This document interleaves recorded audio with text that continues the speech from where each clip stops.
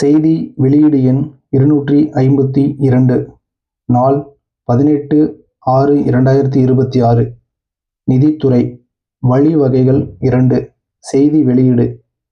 தமிழ்நாடு அரசு மொத்தம் ரூபாய் 3000 கோடி மதிப்புள்ள பங்குகள் வடிவிலான 7.69% தமிழ்நாடு அரசு பிணைய பத்திரங்கள் 2033 ரூபாய் 1000 கோடி மறு வெளியீடு.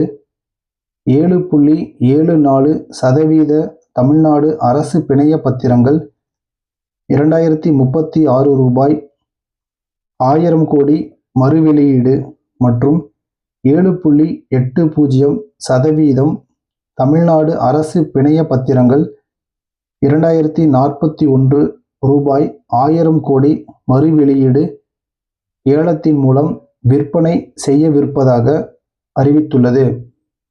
இந்த ஏலம் இந்திய ரிசர்வ் வங்கியால் மும்பையில் உள்ள அதன் மும்பை கோட்டை அலுவலகத்தில் ஜூன் 23, 2026 அன்று நடத்தப்படும்.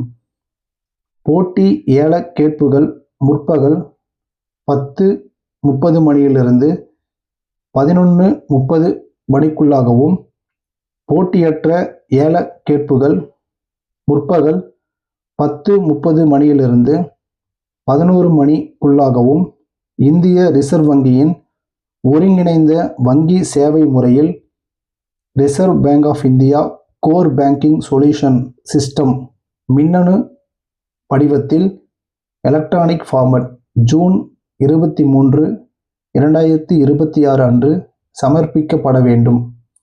அரசு கூடுதல் தலைமை செயலாளர், நிதித்துறை.